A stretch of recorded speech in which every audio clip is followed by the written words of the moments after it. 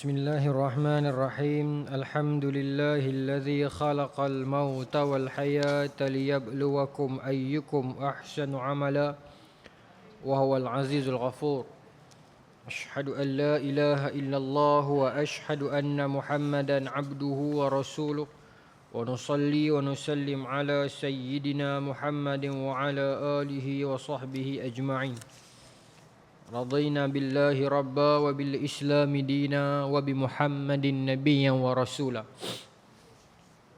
Tuan-tuan, puan-puan, muslimin, muslimat yang dirahmati Allah sekalian, Assalamualaikum warahmatullahi wabarakatuh.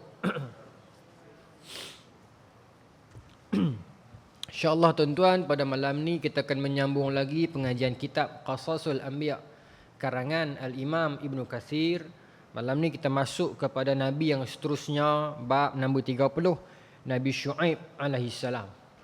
Kita pada bulan sebelum raya, sebelum puasa, kita habis dah cerita tentang kisah Nabi Allah Lut dan juga umat-umat baginda. Kalau tuan-tuan kira daftar para rasul ikut nombor 1 sampai 25 itu, selepas Nabi Allah Lut, ya, saya pun akan nyanyi balik, kan tak nyanyi tak ingat. Kan lagu Rehan ada Idris Nuh Soleh, Ibrahim, Ismail, Ishaq, Yaqub, Yusuf, Ayub, Ishaq, Yaqub, Yusuf, Ayub, Syuaib, Musa, kan. Baru Syuaib, lepas Syuaib Musa. Tetapi dalam buku ni, dalam Qasasul Anbiya Imam Ibn Katsir ni, dia susun lepas Nabi Lut, Nabi Syuaib. Ini bukan tak disengajakan. Dia memang disengajakan. Sebab tu saya duk sebut kat tuan selalu dah. Bila mana kita seronok belajar dekat surau masjid, pengajian yang berkitab ni, selain kita dapat ilmu, hak penting ya, kalau saya pegang yang tu lah, hak lebih penting kita dapat kenal penulis tu. Dia punya manhaj dia, pemikiran dia macam mana. Saya ingat kalau kita teliti betul-betul pengajian kita ni, ialah mungkin susah sikit sebab kita sebulan sekali jumpa. Katakanlah tuan-tuan melazimi mana-mana kitab yang hari-hari ulang yang tu kan. Kitab yang ulama dululah, bukan buku-buku contemporary ni. Ulama-ulama dulu punya kitab penulisan ni. Akhirnya kita akan daripada penulisan dia tu, kita kenal dia tu macam mana.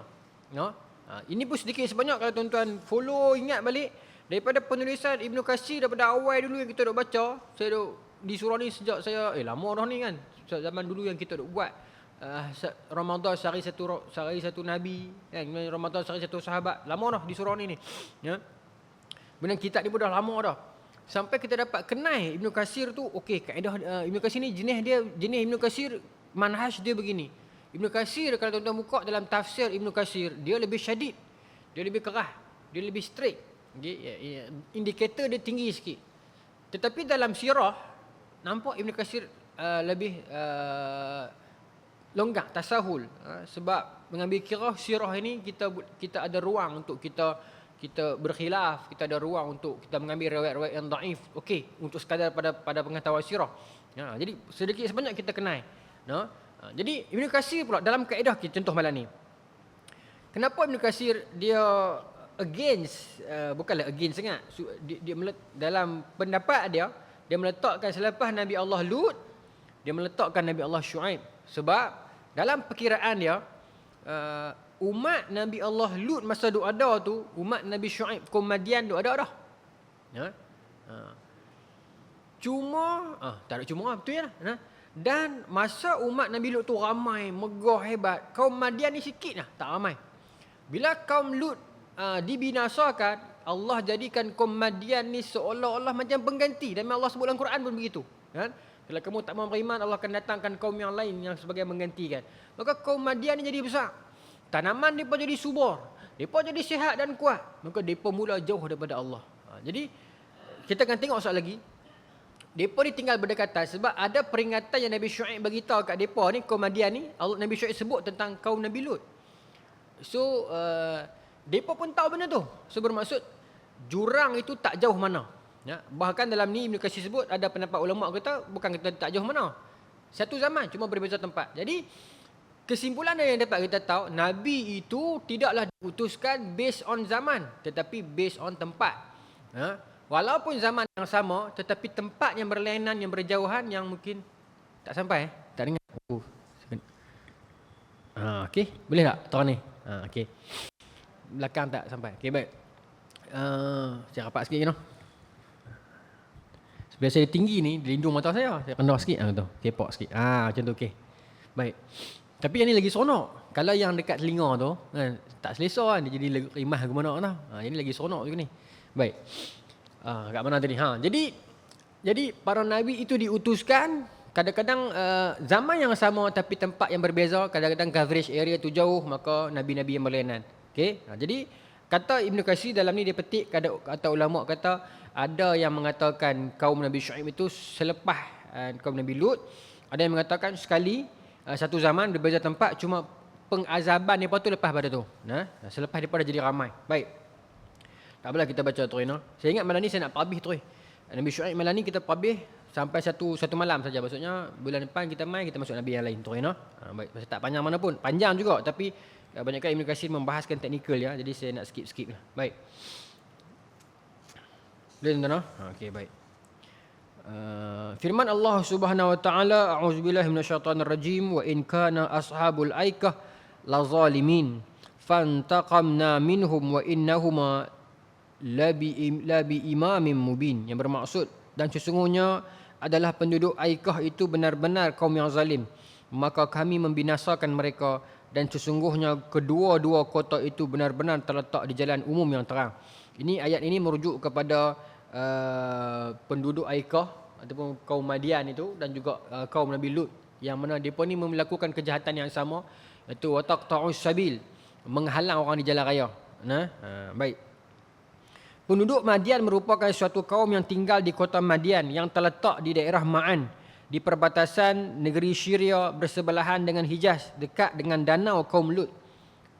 Berhampiran dengan antara Syria dan Jordan, area itu. Penduduk Madian terbangun tidak lama setelah kebinasaan kaum Lut. Terbangun bermaksud bukan baru ada dah.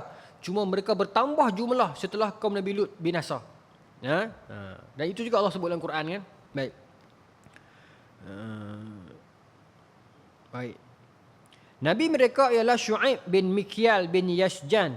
Demikian yang dikemukakan oleh Ibnu Ishaq. Ada yang mengatakan namanya adalah Syuaib bin Yasjar bin Lu'ay bin Ya'qub. Ada pula berpendapat Syuaib bin Nuaib bin Ubaid bin Madian bin Ibrahim. Ada yang mengatakan Syuaib bin Ifan bin Madian bin Ibrahim. Ada pula yang mengatakan Syuaib bin Taifur bin Ayqa bin Sabit bin Madian bin Ibrahim. Ada pula yang berpendapat selain daripada hal tersebut. Maknanya banyak pendapat lah. Banyak pendapat. Ada yang mengatakan Madian adalah salah seorang nama. Madian adalah nama anak Nabi Ibrahim. Madian bin Ibrahim. Madian adalah anak Nabi Ibrahim dengan Qaturah. Nombor 3 tu. Tapi pendapat itu fihi qal, ada perbincangan lah. Dia tidak terdapat dalam hadis, tapi dia ada riwayat-riwayat yang lama. Baik. Israeli riwayat. Baik. Ada yang mengatakan, kata Ibnu Asakir, Ibnu Asakir ni ulama pengarang Tarikh Dimash, okey.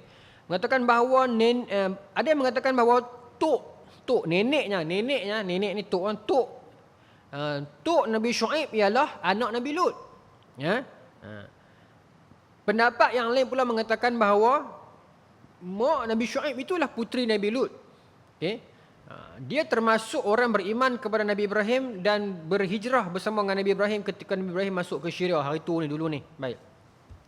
Wahab bin Munabbih pula mengatakan, Wahab bin Munabbih ulama tabi'in, alim, dia mengatakan Syuaib, Mulgham termasuk orang-orang yang beriman kepada Nabi Ibrahim ketika Ibrahim dibakar.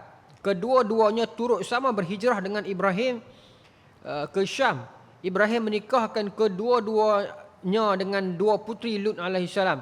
Demikian yang dikemukakan oleh Ibn Qutaybah. Namun pendapat ini masih memerlukan kajian. Kenapa ni? Sebab dia berselisih dengan hadis yang kata fa'amanahu Luta. Lepas mana Nabi Ibrahim keluar daripada api tu, yang beriman kepada Nabi Ibrahim seorang ya, Nabi Lut alaihissalam. Baik. Nabi Syuaib ialah nabi bangsa Arab. Bangsa Arab. Bahasa hadis dalam Sahih Ibn Hibban, Abu Zar Al-Ghifari tanya Rasulullah, ya Rasulullah, Rasul manakah yang Arab? Nabi Rasulullah SAW sebut Nabi Hud, Nabi Saleh, Nabi Syuaib dan Nabi Mu ini. Jadi 4 orang Rasul bangsa Arab. Baik. Sebahagian ulama salah menyebutkan bahawa Nabi Syuaib disebut dengan sebutan Khatibul Anbiya, khatib, tukang cakap para nabi, kerana kelembutan, kelunakan bahasa, kecantikan bahasa yang digunakan oleh Nabi Syuaib alaihissalam. Jadi digelar Khatibul Anbiya kerana ketinggian dan kebaikan ungkapan kata-katanya dalam menyeru untuk beriman kepada risalah. Baik. Komuniti penduduk Madian ialah orang-orang kafir yang mempunyai kebiasaan merompok di tengah jalan dan menakutkan orang-orang yang dalam perjalanan. Mereka penyembah Aikah, iaitu pokok yang dikelilingi ladang-ladang. Cerita dia, sebab tu depa ni disebut dengan Ashabul Aikah. Aikah ni merujuk kepada satu pokok yang berada di tengah ladang depa. Penduduk Madian ini, depa ni Allah Taala berikan kepada depa bumi lembah, depa ni subur dengan tanaman. Depa tanam apa pun mudah jadi. Tanaman apa pun senang jadi. Kemudian Allah takdirkan dekat ladang depa tu, di tengah-tengah tu ada satu pohon yang sangat besar, dan ranting dah sangat panjang lebar, dan depa percaya jadinya tumbuhan depa tu yang mudahnya boleh jadi apa selama ni tu kerana pokok tu. Pada asalnya depa percaya dengan keberadaan pokok tu cuma jadi tanda saja, jadi asbab saja. Jangan duk buang pokok ni, pokok ni ada tanda apa-apa. Jadi tak mau pergi buang pokok tu pasal dengan ada pokok tu tanaman depa terjaga. Tak syirik lagi ni, tak syirik lagi. Lama kelamaan berganti zaman, mula anak cucu bila ada tokoh tambah dan sebagainya, maka mula percaya pokok ni ada keramat. Mula percaya pokok ni ada keramat. Mulalah pergi letak apa-apa, mula pergi minta apa-apa, dan akhirnya zaman berganti zaman mula menyembah pokok tersebut. Tu yang jadi dia. Selalunya tuan-tuan, pensyirikan memang macam tu. Selalunya syirik ni tuan, pensyirikan dia akan berlaku. Tuan-tuan cek balik. Syirik selalunya dia berlaku bermula dengan niat yang baik. Selalu macam tu. Tak pernah lagi orang buat syirik niat dengan niat yang jahat. Tak ada. Selalunya syirik berlaku permulaannya mesti niat dengan baik. Tuan-tuan ingat kisah Nabi Allah Nuh alaihissalam, kaum Nabi Nuh yang peringkat awal, disebutkan dalam Quran, mereka beriman dengan mereka pergi sembah berhala Wadda, Suwa, Yaru, Ya'u, Nasra. 5 berhala pertama dalam dunia. Kelima berhala itu adalah orang-orang soleh. Mereka tu tak salah pun. Mereka orang soleh. Mereka meninggal dunia. Kaum Nabi Nuh peringkat awal itu, bukan Nabi Nuh lagi lah, kaum Nabi Nuh peringkat awal itu mula-mula buat surat, buat lukisan. Mereka akhirnya ukir batu. Lepas tu pergi buat tugu peringatan. Akhirnya pergi letak bunga. Akhirnya jadi sembah. Akhirnya jadi Tuhan. Begitu juga kita baca sirah Luhai Al-Khuzai kan. Dia buat balik berhala daripada Syam, buat balik mai ke Mekah. The first idol yang dibawa pulang ke Mekah. Berhala Hubal. Pun dengan niat yang sama. Pasal apa? Niat nak memperingati saja, sekadar tengok ulama-ulama dekat Syam pada masa tu mereka buat kerja tu, maka dia tengok, dia kata takkan ulama nak salah, maka dia minta buat balik ke Mekah satu. Maka jadi penyembahan dan demikian. Dan begitulah yang berlaku merentasi zaman pun. Pensyirikan ni dia bermula dengan benda-benda yang berniat baik. Akhirnya dia bawa kepada kebinasaan. Baik. Okey, sambung. Jadi mereka ni suka menyembah Aikah itu, kemudian suka merompok di tengah jalan dan menakut-nakutkan orang dalam perjalanan. Baik. Mereka merupakan komuniti manusia dengan sifat yang paling jahat dalam bermuamalat dengan orang lain, bermaksud bisnes. Suka mengurangkan timbangan dan takaran. Suka kecoh timbangan. Dan menerima mengambil tambahan ketika menyeru untuk mengurangkan. Maksudnya riba lah. Riba. Baik. Kemudian Allah mengutuskan seorang lelaki dari kalangan mereka, iaitu Syuaib alaihissalam. Maka Syuaib pun berdakwah mengajak mereka menyembah kepada Allah semata-mata dan tidak menyekutukannya. Baik, dalam ni tuan-tuan, dia bawa Ibnu Katsir bawa banyak ayat.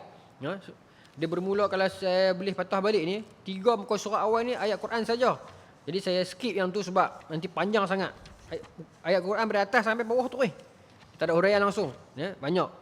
Sebab cerita tentang kisah tu, jadi saya skip. Tapi saya cerita lah, cuma saya tak baca ya. Pasal terlalu panjang, 3 muka surat penuh. Okay. Dalam surah Al-A'raf ada perbincangan itu. Ya.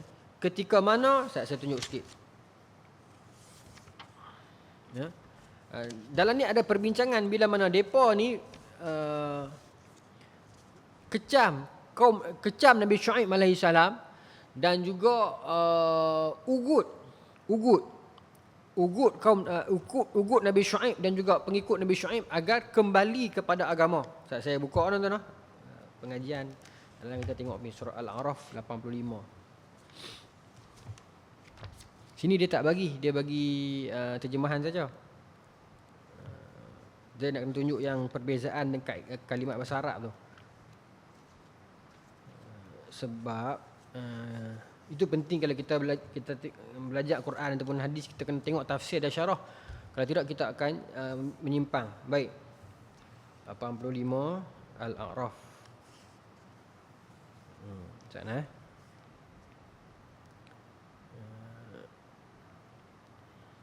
Allah sebut dalam Quran, auzubillahi minasyaitonir rajim, wa ila madyana akhahum syuaiba qala ya qaumi ibudullah ma lakum min ilahin ghairuh. Allah sebut kepada kaum Madian, Allah hantar saudara mereka Nabi Syuaib, dan Nabi Syuaib berkata kepada mereka, qala ya qaum ubudullah ma lakum min ilahin ghairuh. Sembahlah Allah, tidak ada tuhan selain Allah. Ma lakum min ilahin ghairuh ni semua nabi sebut. Tak ada satu pun nabi yang tak menyeru benda ni. Dan punca kebinasaan sesuatu umat ialah kesyirikan. Syirik, wa inna syirka la zulmun azim. Syirik itu kezaliman yang sangat besar. Sebab tu kita ada kebaikan sebanyak mana pun, kalau kita ada syirik, maka setengah ulama kata boleh diampunkan, tapi setengah ulama kata tak diampunkan. Tapi orang yang tak masuk Islam, dia ada dosa syirik, maka perbincangan para ulama tentang apa status depa ni, ya. Kalau mereka baik, maka mereka tetap dalam neraka, kerana neraka itu ialah neraka disebabkan kesyirikan mereka tu. Cuma kualiti, tingkatan siksaan mereka itu berbeza-beza. Antara sebut tu Imam Baihaqi, Imam Suyuti, Isfaraini. Baihaqi juga menyebutkan benda ini, tentang tingkatan hukuman orang kafir dalam neraka tu. Mereka ni syirik, orang kafir, tapi baik. Jadi gimana? Ada perbincangan itu. Pasal Allah dia main jadi macam tu dah. Orang itu walaupun saya macam ni, tapi saya pun berkehendakkan kepada Tuhan. Walaupun saya ni kaum yang macam ni, tapi Allah pun sayang saya juga. Saya nampak risaulah benda tu lah ni. Dia jadi norm, jadi budaya. Saya perasan tak benda ni dia jadi budaya. Saya tahu benda ni nanti orang tak suka. Kalau kita tak baik dengan Allah, macam mana kita nak baik dengan manusia tu saja? Saya pegang macam tu, memanglah baik, tapi sejauh mana baik tu? Ini disebut sebagai fikratul irja. Saya sebut lama dah di surah ni, sebanyak kali sebut, kalau tuan ingat. Fikratul irja, fahaman murjiah yang berlaku dulu zaman Abbasiyah dulu ni. Yang mana kami lagu mana pun, tapi hati kami baik. Tak apa lah. Jangan nilai kami luaran, nilai hati. Memang perkataan itu betul. Ya, macam Sayyidina Ali katalah, kalimatul haq, kalimatul sawab. Kalimat itu betul. Tapi uridu bihi batil, tapi niat itu salah. Kaedah tu, kalimat tu betul, tapi cara dia bawa terpakai tu salah. Tapi bila kita nak sebut, nampak lagu kita ni jahat, lagu kita ni salah, lagu kita nak tutup ruang untuk dia. Bukan kita nak tutup ruang, kita tak mau benda tu jadi normal. Baik, sikit sambung. Auzubillahi minasyaitonir rajim. Jadi Nabi Syuaib sebut macam tu. Okey. Kemudian kata Allah, fa'auful kaila wal mizan wal tabkhasun nas asya'ahum wa la tufsiduna fil ardi ba'da islaha. Dzalikum khairul lakum in kuntum mu'minin. Allah ceritakan tentang mereka mengurangkan jual beli, mengurangkan timbangan. Saya nak pergi kepada ayat ini. Ayat yang mereka minta Nabi Syuaib dan kaum dia dan pengikut dia untuk berhenti dakwah. Okey. A'udzubillahi minasyaitonir rajim, surat 162.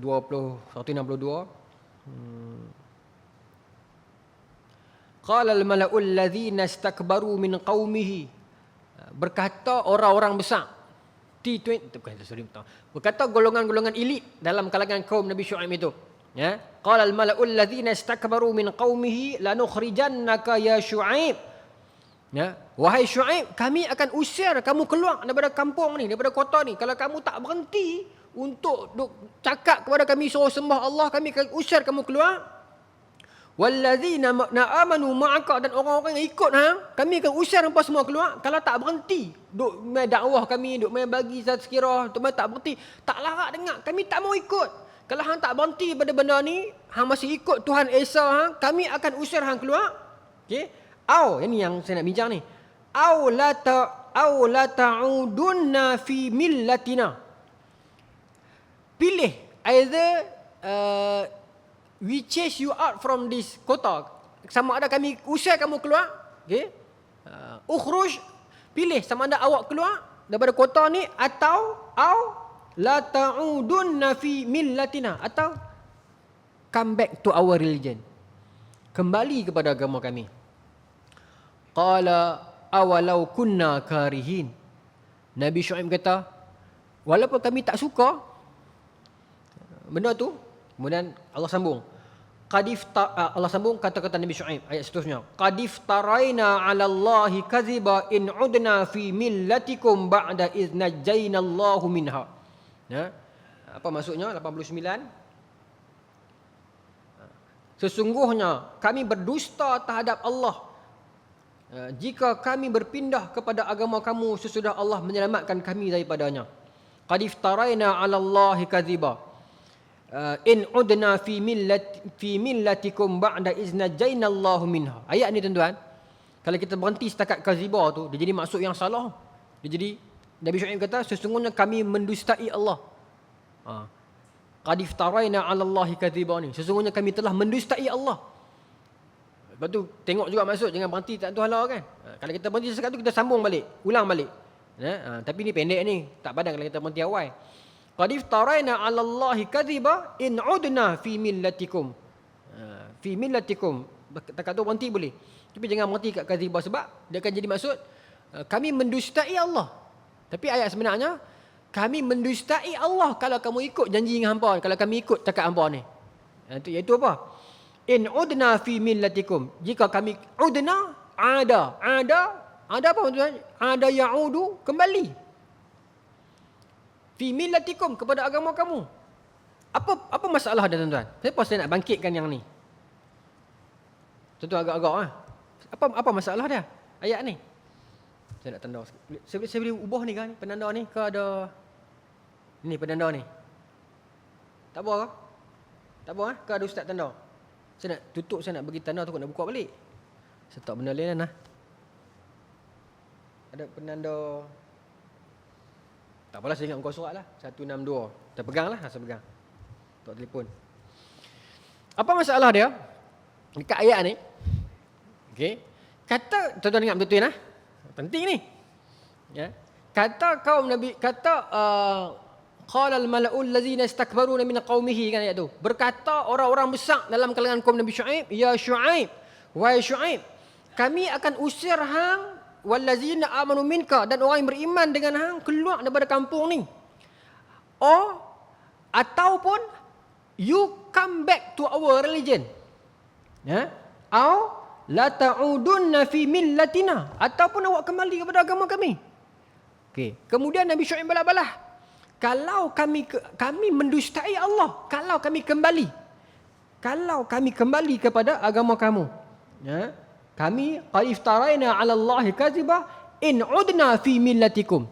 Kalau kami kembali kepada agama kamu, kami telah mendustai Allah. Kat mana masalah dia tuan-tuan? Masalah dia dekat perkataan ada, kembali.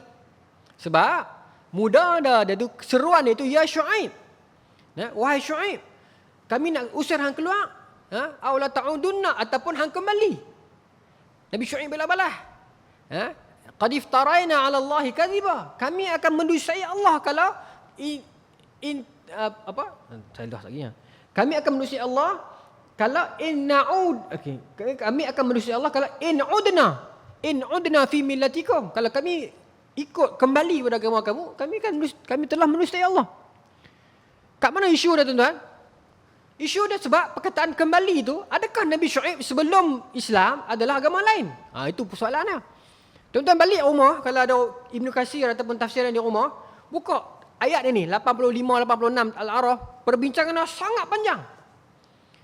Perkataan ada tu sangat panjang dibincangkan. Ibnu Katsir buat berapa banyak pendapat bincang tentang perkataan tu ya. Ain alif dal ada. Kalau tapi kita tak boleh kata ayat ini salah. Betul tak? Ayat Quran tak boleh salah, tak salah. Tapi kenapa Allah guna perkataan ada tu? Dia buka kepada perbincangan. Sebab Nabi Allah, para anbiya tak pernah ada dosa syirik. Tak pernah, never. Termasuk Rasulullah SAW. Tak pernah ada langsung. Okay? Sebab para Rasul, para Nabi Allah, daripada mereka kecil, Allah rusyda, Allah bagi rasyad, Allah bagi petunjuk kepada mereka. Allah pelihara daripada kecil. Rasulullah SAW sendiri, tuan-tuan buka Syamil Muhammadiyah, cerita sebelum datang wahyu kerasulan pun Nabi memang tak suka dengan sembahan-sembahan arak apa semua. Nabi tak suka. Nabi bawa diri jauh. Allah lindungi para rasul dia. Even sebelum datang wahyu, Allah dah jaga peringkat awal dah.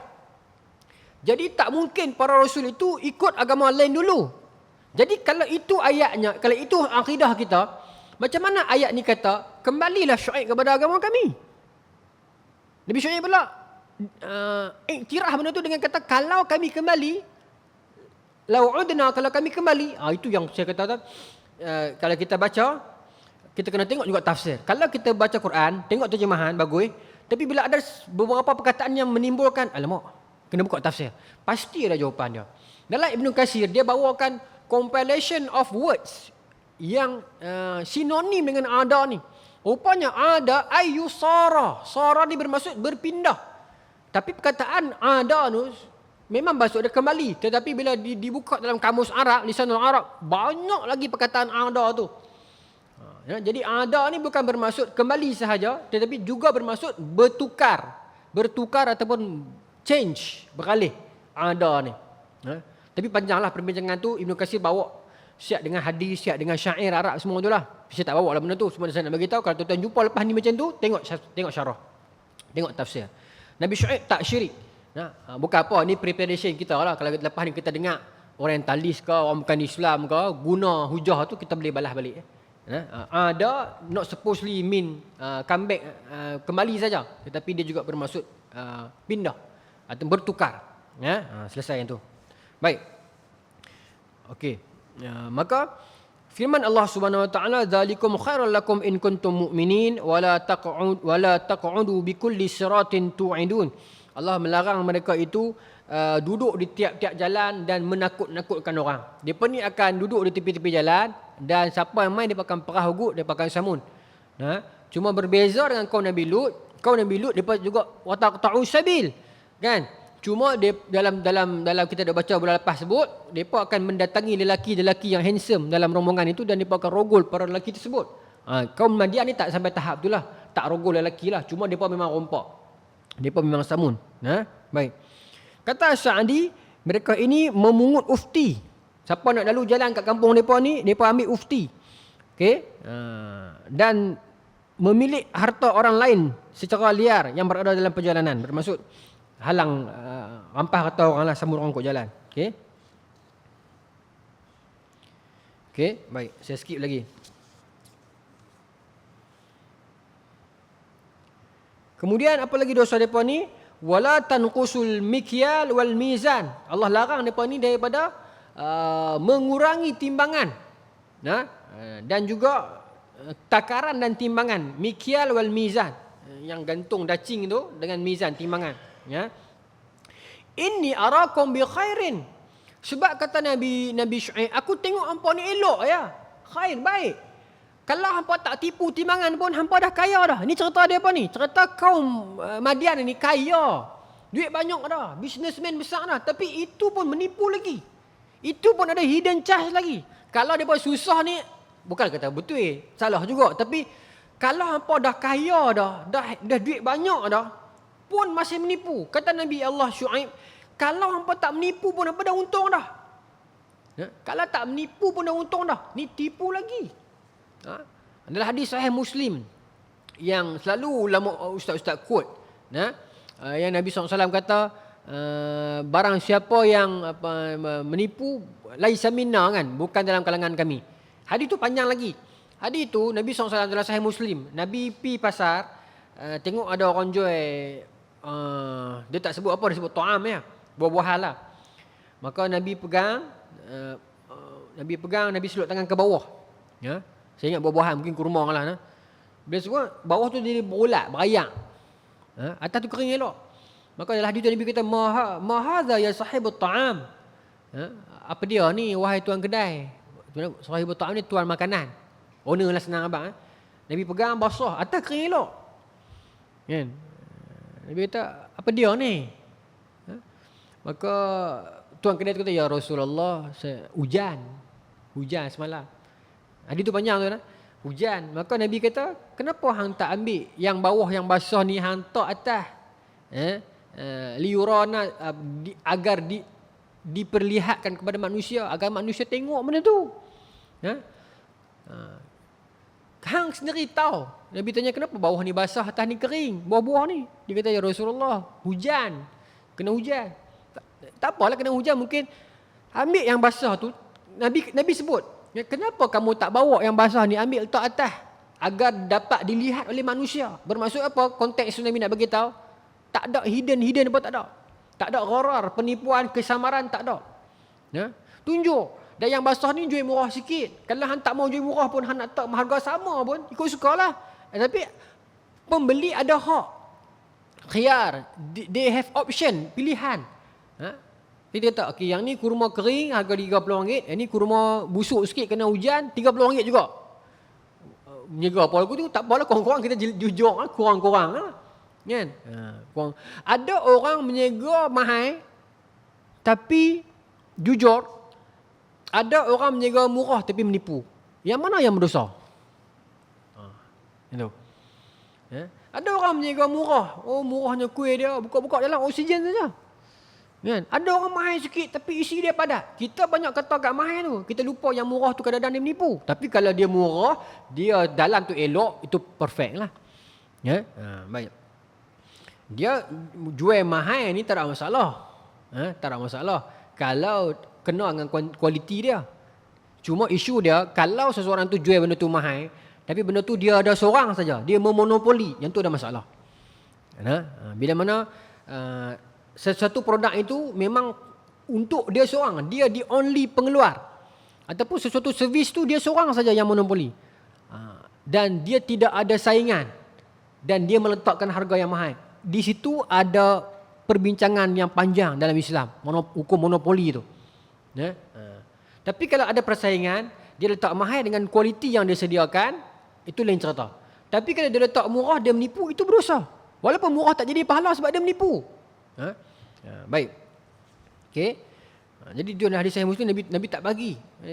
Nabi tak kata hang menipu, Nabi tak kata buang dia. Nabi tak kata buang yang busuk ni tak. Nabi tak, naik yang basah ni tak atas bagi orang tengok juga. Sebab ada orang mungkin dia nak beli yang basah-basah, dia nak balik bagi lembu dia makan. Tak apalah, letak atas. Jangan atas kita pamerkan yang elok, yang bawah tu tak elok. Baik. Depan 36 saya nak habis malam ni juga. Saya sambung lagi. Baik. Kata Nabi SAW dalam hadis Muslim, penjual dan pembeli ada hak. Ini saya kata, ada hak memilih, khiyarun, selama mereka berdua belum berpisah. Apabila kedua-duanya jujur dan menerangkan barang yang diperjual, belikan secara jujur. Maka jual beli mereka berdua diberkati. Jika kedua-duanya berbohong dan merahsiakan cacat kekurangannya, maka berkatnya akan lenyap. Ini nama dia gharar, dia menipu, kesamaran, jual beli yang samar. Ini banyak yang akan zaman ni. Transaction yang samar. Kita pun tak tahu how that transaction dia berjalan. Kita tak tahu. Tapi sebab 2-3 orang kawan kita pakai kepiah, dia main datang tu, kita pun halai kot. Dia jadi hujah tu. Bahaya. Banyak transaction akhir zaman yang kita pun tak faham. Dia gharar. Dan juga memang jelas. Tapi tak tahu nak kata. Takut tersebut. Tapi tuan-tuan faham lah.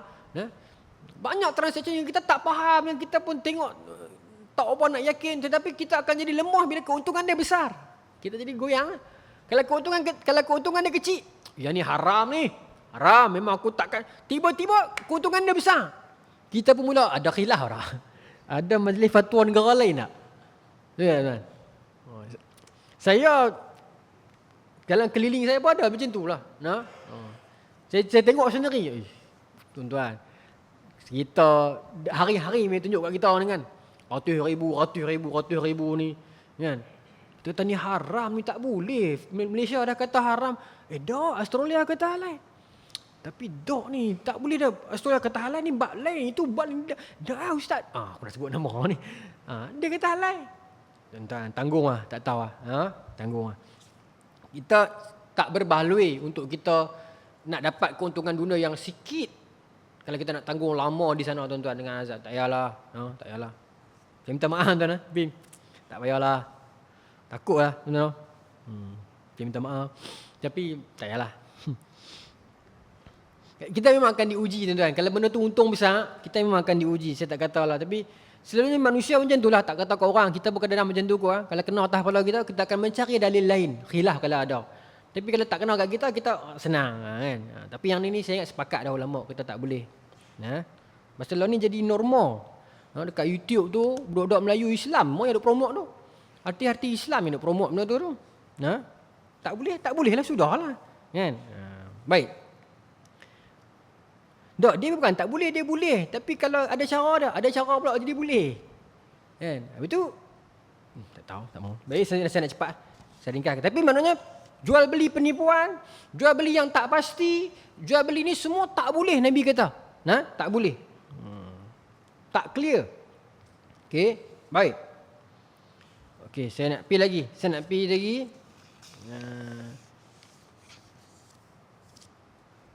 Nabi Syuaib teruskan dengan dakwah mereka. Kata Nabi Syuaib, wastaghfiru rabbakum thumma tubu ilaih inna rabbi rahimun wadud. Mohonlah ampun kepada Allah, taubatlah kepada Allah. Sesungguhnya Allah Tuhan itu Tuhanku, Maha penyayang lagi Maha pengasih. Bagus, Nabi Syuaib dakwah lagi tak berhenti. Depa tak mau dengar. Depa kata pula, wahai Syuaib, dalam Quran depa kata, kami tidak banyak, kami tak faham apa yang kamu kata ni. Dan kami melihat kamu ni orang yang lemah. Dalam tafsir kata, Ibnu Abbas sebut dari Sauri mengatakan maksud lemah itu ialah buta. Sebab Nabi Syuaib itu ada masalah mata. Dan dari yang lain cerita tentang kisah Nabi Syuaib, peringkat awal matanya buta. Siapa lagi yang begitu? Imam Bukhari. Peringkat awal matanya buta. Kemudian Allah takdirkan celik nampak. Imam A'mash, mata dia rabun. Mata dia rabun dan turun sikit. Jadi Allah takdirkan Imam A'mash itu guru besar dalam ilmu hadis. Ibnu Abbas juga di ujung-ujung usia mata sebelah jadi buta. Sampai kurus kering. Pasal susah hati. Lepas tu Allah takdirkan kedua-dua buta, dia seronok. Bukan buta kurus kering susah hati sebab apa? Sebab pasti buta sebelah takut. Dan bila buta dua-dua belah tak ada masalah. Bukan masalah tak redha dengan buta tu. Takut jadi fitnah. Baik. Maka lagi dia berkata kepada Nabi Syuaib, kalau bukan kerana keluarga kamu, nescaya kalau bukan kerana keluarga kamu, keturunan Nabi Syuaib, sudah tentu kami akan merejam kamu. Kalau bukan sebab family yang nama besar sebelum ni jurai keluarga yang besar, kami dah rejam hang lama dah. Okey. Depa ugut Nabi Syuaib. Baik, saya nak pergi lagi kepada azab depa tu nah. Saya nak pergi sampai yang azab tu. Saya nak habis malam ni juga insya-Allah. Pasal lepas pada ni kita nak pergi Nabi Yusuf semua tu panjang. Nabi Musa semua tu panjang. Baik. Okey, kita nak pergi kepada perbincangan tentang azab nah. Firman Allah Subhanahu wa taala, فَأَخَذَهُمْ عَذَابُ يَوْمِ الظُّلَّةِ إِنَّهُ كَانَ عَذَابَ يَوْمٍ عَظِيمٍ.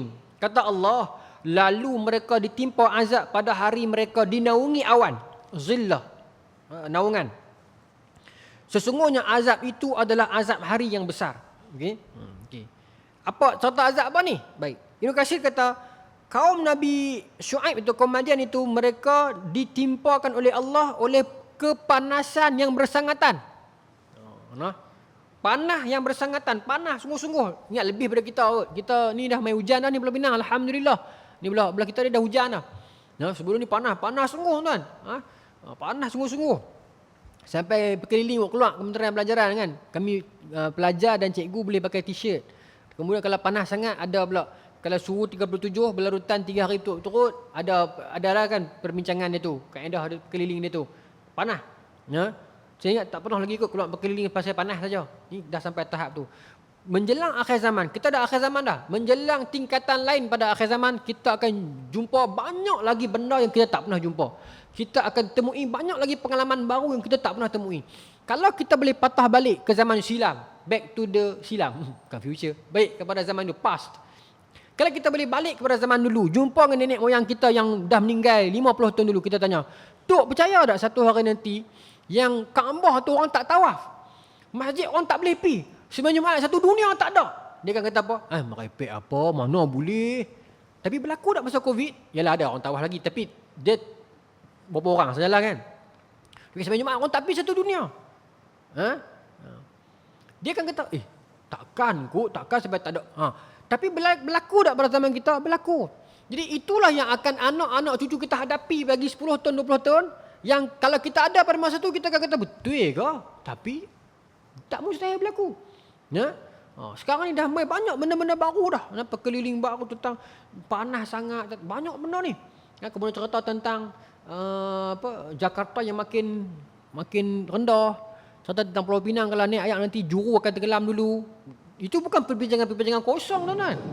Itu perbincangan yang ada dalil dia. Boleh kan?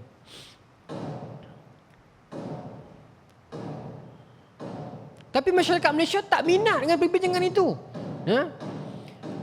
Cerita tentang EOD, Earth Overshoot Day. Hari yang bumi itu hilang habis sumber makanan, EOD. Dibincang dalam peringkat dunia. Dibincang dalam pentah-pentah antarabangsa. Sekarang dibincangkan tentang negara-negara yang berlaku kebuluran. Peningkatan persentage kebuluran selepas Covid dengan sekarang, right after lepas Covid dengan sekarang ni yang baru dibuat semula oleh United Nations ni, peningkatan dia 2,5 kali ganda daripada sebelumnya. Punya tinggi kadar kebuluran. Negara macam Chad, macam Sudan, tinggi sangat sampai 2,5 kali ganda lebih tahap ketinggian kebuluran. Dan negara-negara yang tidak menyediakan food security, yang tidak ada sumber makanan, tuan-tuan, antara sebab keruntuhan Melaka 15-11 juga, kerana tidak ada food security, banyak ambil daripada luar. Bila dikepung lama, mereka tak ada secure untuk makanan dalaman, tak ada. Tak ada. Malaysia juga kena fikir benda tu. Tapi orang kita tak suka cakap benda tu. Kita lagi seronok nak bincang tentang Syamsul Yusof baik lagi dengan bini dia. Kan? Dia bincang itu. Sajak balik lagi Australia. Kan? Cukup lagi numbers. Yang tu. Jadi masyarakat dia jadi macam tu sekarang. Minta maaf, artis cerai kahwin. Kalau perempuan suka sembang bab tu. Siti Sarah, Syamsul, benda apa lagi tak tahulah. Dia cerai apa semua ni. Kalau orang lelaki apa? Politik. Kita banyak macam tu, tuan-tuan. Susah hati kadang-kadang. Sudahlah, adalah koma sama ni, politik sampai tak ada koma ni. Sudahlah. Esok pilihan raya bergaduh balik. Ni tak payahlah. Tahu. Jadi beletik. Tapi kata Ibn Katsir, dia pun kena panah yang bersangatan. Boleh, tuan-tuan? Dah lah panah. Ni kita kena macam lebih kurang, kita sampai tahap ni lah. Tuan-tuan, Allah uji mereka dengan kepanasan yang sangat, dan Allah menutup pintu angin ataupun menghentikan hembusan angin. Panah dah lah panah, angin tak ada. Ui, panah kering tu, tuan-tuan. Kita pernah rasa kadang-kadang kan, dia main sekali-sekala kan. Ui, tak boleh tahan tu. Panah dan tidak ada hembusan angin. Tuan-tuan ingat tak dalam surah ni kita bincang zaman Nabi Hud dulu. Kisah Nabi Hud dulu. Ada Ibn Katsir bawa cerita tentang riwayat yang dalam dunia ni ada pintu-pintu angin. Cahaya kita tahu matahari, hujan kita tahu awan, tapi angin, ada perbincangan tu. Itu kalau tuan ingat balik, buka balik sebelum ni punya rakaman. Mungkin yang ni lagu Allah menghentikan angin selama 7 hari. Saat itu air menjadi tidak berguna. Air ada tapi tak guna. Tak tahulah maksudnya macam mana. Naungan tidak lagi boleh melindungi mereka dari sengatan yang sangat panas. Lalu mereka lari berhamburan meninggalkan tempat tinggal mereka menuju ke kawasan bukit. Kerana di atas bukit tu mereka nampak satu gumpalan awan. Tu yang kata zillah tu. Fa akhadhahum azabu yaumi zillah. Hari yang mereka dinaungi.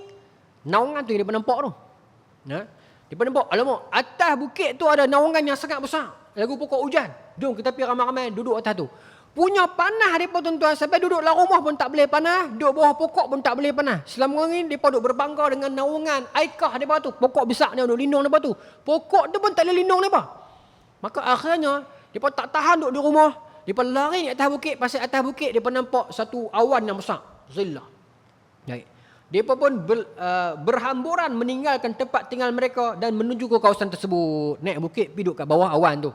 Dengan harapan dapatlah teduhan. Baik. Mereka pun berkumpul di bawah awan dengan maksud untuk mendapatkan naungan di bawahnya.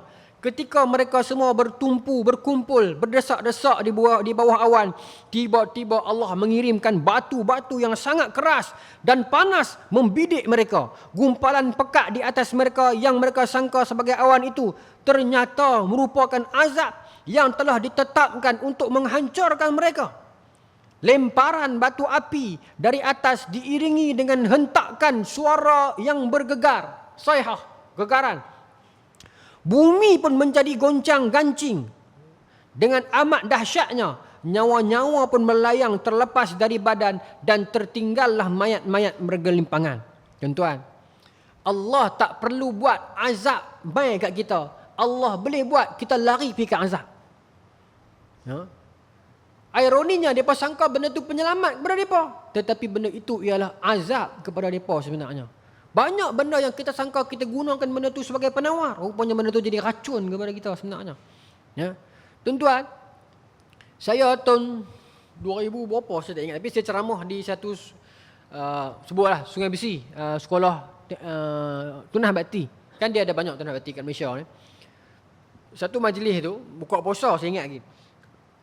Saya buka puasa ni dengan mereka punya cikgu-cikgu waden di bagian ni, Kementerian Wanita pada masa tu kan, Kementerian Kebajikan masa tu. Mereka kan jaga dia ni. Saya teringat, saya sembang dengan satu, saya tak tahu dia tu siapa, VIP lah. Saya tak tanya lah dia tu siapa dia kan. Dia kata, Ustaz tahu tak yang, Ustaz, dia tanya saya macam ni tau. Saya saja nak share dengan tuan-tuan lah. Dia kata, apa pendapat Ustaz pasal orang Yahudi duduk Palestin? Dia kata. Dia buka perbincangan ni masa tengah buka puasa, saya ingat kan. Saya kata saya tak setuju lah. Mana boleh. Kita baca artikel 181 PBB semua tu, resolusi semua tu, memang tak boleh. Memang zalim lah Hari Nakbah dan sebagainya tu kan. Dia kata, saya tak macam tu. Dia kata kat saya. Kita orang tua ni biar betul. Dia tua lah. Saya tak macam tu. Saya tak berpandangan macam tu.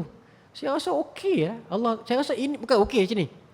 Saya rasa apa yang berjadi tu adalah takdir Allah, dia kata. Mula-mula saya kata dalam hati, dia ini apa dia cakap macam ni kan? Hati saya, dia ni Illuminati bah. Dia cakap tu kan. Dia kata, saya rasa ni takdir Allah. Saya tengok cara dia fikir. Dia kata, Ustaz tak rasa ke yang mana yang sedang berlaku sekarang ni adalah perancangan Allah untuk binasakan mereka serentak? Dia kata saya. Saya kata, tak macam mana haji kita macam mana? Tak. Kan Yahudi ni bertebaran seluruh dunia. Dulu dekat Eropah, kat ghetto, semua masa tu kan.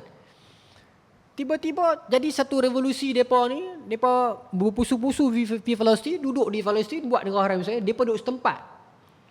Bukankah itu lebih mudah untuk kita bunuh mereka nanti? Dia kata-kata kat saya kan. Saya pun tepuk dia kat. Kemah kat cara dia fikir tu. Kan? Bukankah itu lebih mudah caranya untuk Allah binasakan mereka dan untuk kita bunuh mereka serentak? Bila mereka dah duduk setempat. Tuan-tuan, macam mana? Saya dalam hati saya tak ni lawan, saya tak suka lawan orang. Dalam hati saya kata, betul.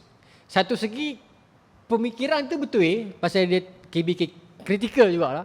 Cuma tak boleh lah kalau kita faham macam tu tuan-tuan. Takkan kita nak meredakan di produk tadi tanah saudara kita kan? Kalau macam tu takkan kita nak reda dia pergi duduk tanah kita, dia pergi guna masjid kita. Dengan alasan itu Allah akan musnahkan mereka serentak. Kita buat macam Allah tak mampu musnahkan. Mereka duduk di mana penjuru alam pun, dia terpisah-pisah seluruh jasad dan fizikal lain pun Allah boleh musnahkan mereka. Kan kita baca hadis di surah ni dulu, ingat tak? Yang Nabi kata, seorang lelaki, kana rajulun mimman kana qablakum, seorang lelaki sebelum kamu itu, yang mana iza hadarahul maut, bila mati menjelang mai dekat dia. Tengok ingat tak dia tu? Dia kata kepada anak dia, wahai anak, kalau ayah mati, bakar mayat ayah. Tumbuk mayat ayah sampai jadi debu. Debu tu sampai halu-halu tu lempak di angin lalu. Okey, summa fa'uhriquni summa ithanuni summa dharruhi fir rihi. Bakar mayat ayah, tumbuk mayat ayah, tumbuk abu bakar tu, kemudian lempak di angin. Ya, la qadara alayya rabbi la yu'adzibanni 'azaban ma 'adzabahu ahada. Sebab ayah tak mau Allah jumpa mayat ayah. Kalau Allah jumpa mayat ayah, Allah akan azab ayah dengan azab yang orang lain tak pernah kena. Itu pun dapat tangkap. Itu pun lepas dia mati Allah kata apa? Ya ard, wahai ardi, ijma'i ma fiki. Kutip balik semua debu-debu atas badan hang ni. Kutip balik. Iza qama, dia dibangunkan depan Allah. Allah tanya dia kan? Apa? Ma hamalaka ala ma sana'ta. Allah tanya dia, kenapa hang buat kerja ni? Kan dia jawab, khasyatuka rabbi. Saya bukan nak lawan Allah, cuma saya takut dekat Allah. Fa ghafaralah, kata Nabi. Allah ampunkan dia. Allah ampunkan dia. Dalam hidup dia tak pernah buat baik langsung. Tapi tak apalah. Tapi nak habaq kata dalam hadis tu, dia nak menyorok mana pun, Allah dapat tangkap dia. Allah dapat tangkap dia. Baik. Dalam Allahumma shalli ala Muhammad. Abu Lais As-Samarkandi, ulama kurun keempat, dia karang satu kitab, nama dia Tanbihul Ghafilin ala Ahadisil Anbiya wal Mursalin. Dia umar satu riwayat tentang seorang lelaki Musa bin Raja, dia nukilkan daripada Ahnaf bin Qais. Ahnaf bin Qais ni ulama tabi'in. Ahnaf bin Qais satu hari pada zaman Sayyidina Umar, ni dia suruh berhenti betul ni. Tergantung ni. Kalau saya berhenti tuan-tuan mesti menyesal. Ini serta sonok ni. Dia Musa bin Raja, dia riwayatkan daripada ustaz tadi tak bawa tak mau cerita sonok-sonok. Lu pimbal letia, ujung mau nak cerita sonok.